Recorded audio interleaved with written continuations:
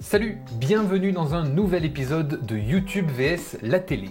Et aujourd'hui, on va s'intéresser au network. Si vous suivez des youtubeurs, vous avez sûrement dû entendre ce mot dans certaines de leurs vidéos. Souvent quand le nom de Webedia est lâché d'ailleurs, parce qu'aujourd'hui c'est l'un des networks les plus connus et les plus puissants en France. Mais alors, qu'est-ce que c'est qu'un network? À quoi ça sert? Eh bien, on va voir tout ça et vous vous rendrez compte que la télé n'est jamais très loin quand on parle de network pour les youtubeurs.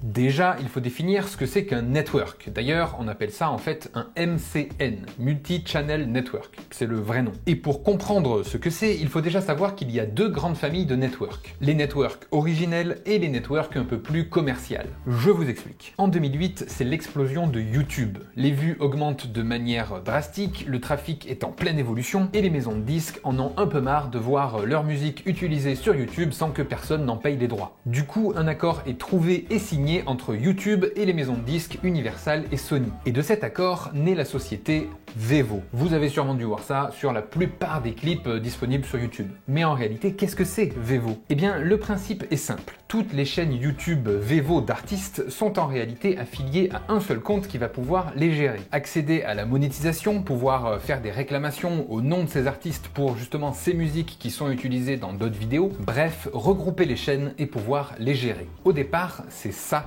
un network. Un multi-channel network, un compte qui peut gérer un réseau de plusieurs chaînes YouTube. Et ça ressemble à ça, concrètement. Un compte YouTube un peu différent qui est gestionnaire de contenu et sur lequel on peut retrouver toutes les chaînes affiliées, les données d'analyse regroupées, les revendications, etc., etc. Évidemment, chaque chaîne affiliée peut être gérée indépendamment depuis le compte de chaque chaîne. Et le compte network, le gestionnaire de contenu, n'en devient pas propriétaire. Il faut plus voir ça comme un outil de surveillance et de gestion, mais qui laisse la possibilité aux chaînes de faire ce qu'elles veulent. Mais bref, ce compte network gestionnaire de contenu permet aussi d'accéder à certaines fonctionnalités auxquelles on n'a pas accès avec une chaîne YouTube classique, comme la gestion des droits par exemple. D'ailleurs, ça débloque cette fonctionnalité pour toutes les chaînes qui sont affiliées. Par exemple, voici la page créateur d'une chaîne YouTube affiliée à un network. On peut voir que dans les menus, le YouTuber a accès à un onglet gestion des droits qui n'existe pas sur cette chaîne-là, qui, elle, n'est pas affiliée. Le but originel des networks est donc de s'assurer que personne ne vole votre contenu pour le remettre sur YouTube derrière. Ce principe a également été utilisé par les chaînes de télé directement sur YouTube. Par exemple, prenons le groupe France Télé. Ils mettent en replay sur YouTube certaines de leurs émissions sur leurs chaînes respectives. Par exemple, la chaîne YouTube On n'est pas couché, la chaîne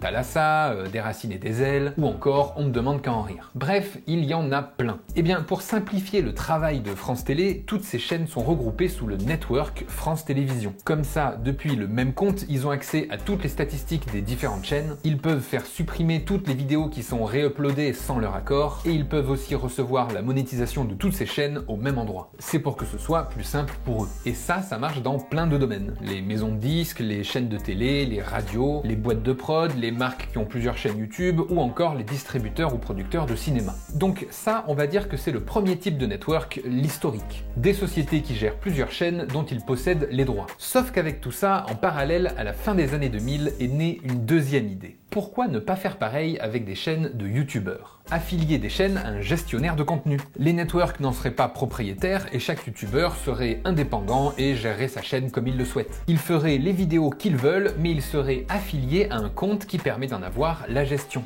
Au final, les youtubeurs auraient tout à y gagner puisque en s'affiliant, ils auraient accès à la gestion des droits et les networks le feraient pour eux. De plus, si les créateurs de ces networks s'y connaissent un petit peu en communication, ça pourrait permettre aux youtubeurs de se développer puisque les networks ont accès à tous les chiffres d'audience détaillés. Et enfin, ce seraient ces networks qui centraliseraient et géreraient la monétisation. Pratique quand on n'y connaît pas grand chose en gestion d'entreprise comme certains youtubeurs au début. Évidemment, tous ces services sont payants et le network va garder une partie des revenus du youtubeur. Ça peut aller de 10 à 40% selon le network ou l'audience de la chaîne. Voilà comment est né ce deuxième groupe de network, celui qui regroupe les youtubeurs mais sans être propriétaire de la chaîne ou du contenu. Et puis, les choses ont encore évolué pour ce type de network. Les marques flairant le bon plan du web avec ces nouveaux créateurs qui faisaient des millions de vues ont voulu y faire du placement de produits. Mais le problème, c'est que jusque-là, les marques faisaient appel à des agences de communication, de grosses boîtes sérieuses, professionnelles, et du coup, pour les marques,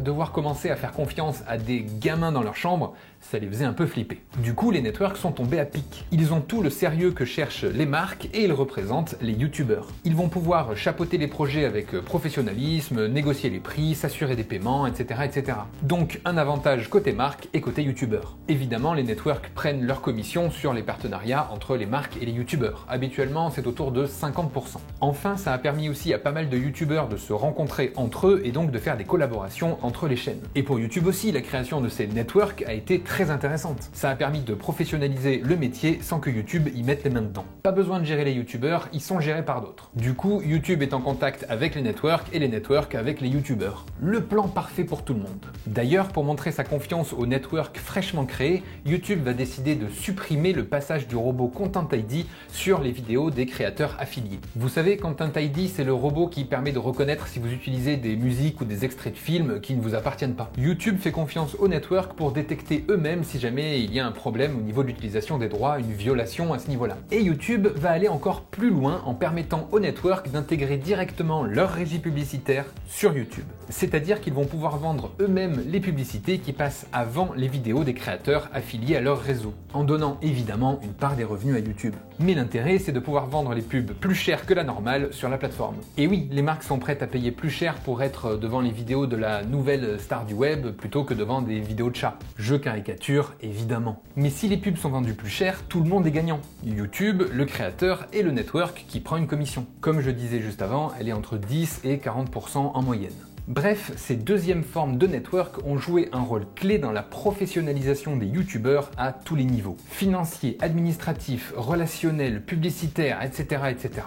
Mais soyons clairs sur un point, les youtubeurs n'appartiennent pas au network. Leur chaîne YouTube non plus d'ailleurs. Ils sont simplement affiliés. C'est important. Du coup, de plus en plus de networks se sont créés et de plus en plus de youtubeurs ont commencé à les rejoindre. On va pas citer tous les networks qui existent, mais les plus importants dans l'histoire du YouTube game français sont Wisdeo, Machinima, Talentweb, Melburys, Finder Studio, Maker, Broadband TV, etc., etc. Il y en a plein. Certains networks vont aller encore plus loin et proposer de produire directement des chaînes YouTube. L'univers de la production, on en a déjà parlé dans l'épisode précédent, donc normalement vous avez toutes les clés pour bien comprendre. Et justement, parmi ces networks qui font la production, on retrouve par exemple le Golden Moustache, le Studio Bagel ou alors Rose Carpet.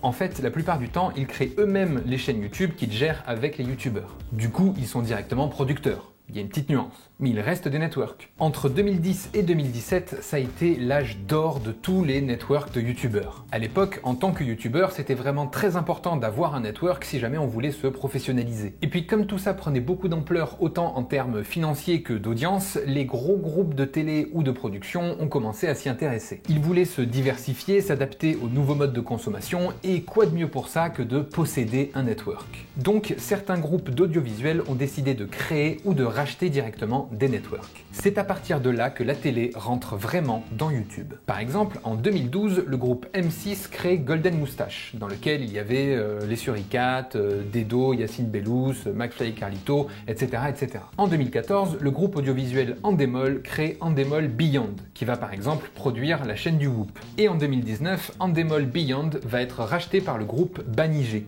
Vous vous souvenez? C'est la boîte de prod dont Nagui est actionnaire et qui possède H2O, la boîte de prod de Cyril Hanouna. En 2014, Canal+ rachète le Studio Bagel avec comme youtubeur phare à l'époque Natou, Kemar, Ludovic, Grégory Guillotin, Mr V, etc., etc. La même année, Disney rachète Maker Studio, le groupe Warner Bros rachète Machinima et Fullscreen et Webedia rachète Melburys. L'année d'après, en 2015, Webedia rachète également Talentweb via le rachat de Mixicom. Dans ce network, on y retrouve la chaîne de Cyprien, Norman, Natou, Squeezie, Le Rire Jaune, Le Joueur du Grenier, la chaîne de McFly et Carlito, la chaîne perso de Mr V et même la chaîne du Tatou. Et oui. En 2017, TF1 va racheter une partie de la branche française de Finder Studio, devenue Studio 71, avec comme chaîne affiliée Seb Lafrite, Ibra TV, Lollywood, Antoine Daniel, etc., etc. Voilà un début des liens qui existent entre la télé et YouTube. Évidemment, les liens sont beaucoup plus nombreux que ça et beaucoup plus complexes, mais tout ça on le verra dans une future vidéo. Elle sera entièrement dédiée à ça et c'est pour ça que les vidéos sont faites dans cet ordre. C'est pas un hasard. Il faut comprendre les choses au fur et à mesure. Bref, le monde des networks évolue très vite, mais dans l'histoire, il y en a un qui regrette un peu tout ça. Je parle de YouTube. Et oui, au départ, tout ça a été fait pour aider les youtubeurs, les professionnaliser, gérer au manquement des droits d'auteur, mais surtout faire ton pont entre YouTube et les youtubeurs. Sauf qu'au final, l'économie s'est emballée et le manque à gagner pour YouTube est grand. Puisque sur les opérations spéciales, les vidéos en partenariat, les placements de produits, les vidéos sponsors, enfin bref, tout ça, ce qui fait aujourd'hui réellement tourner un network, eh ben YouTube là-dessus ne gagne rien. Et puis avec l'arrivée des médias, les stars de la plateforme commencent à glisser vers la télé. Bref, YouTube a un peu les boules. Du coup, ils vont réagir en réduisant l'autorisation de création de nouveaux networks, ils vont ouvrir des YouTube Space un peu partout dans le monde. C'est un endroit mis à la disposition des créateurs pour pouvoir tourner leurs vidéos avec tout le matos nécessaire. Ils vont ensuite autoriser les youtubeurs à gérer eux-mêmes leur contenu protégé, autoriser les réclamations sur les droits d'auteur, et ils vont aussi remettre le robot Content ID sur les chaînes affiliées à un network. Fini les privilèges. Et enfin, ils vont aller jusqu'à proposer eux-mêmes des partenariats entre les marques et les youtubeurs sans passer par les networks. C'est le programme YouTube Labs.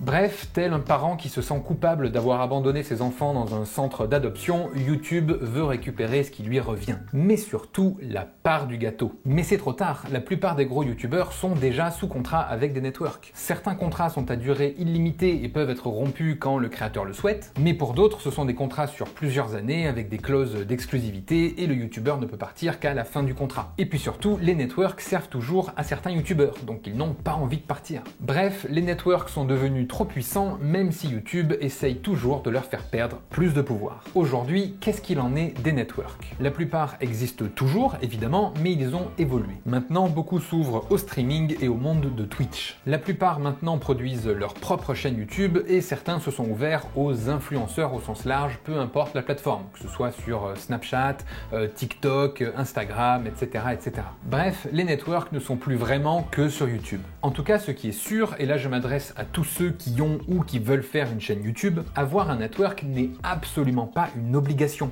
Loin de là. Beaucoup de très gros youtubeurs n'en ont jamais eu et pourtant cartonnent aussi bien que les autres. Surtout qu'aujourd'hui, ça sert beaucoup moins qu'avant. Quoi qu'il en soit, prendre un network n'est pas un choix à faire à la légère et surtout ce n'est pas nécessaire.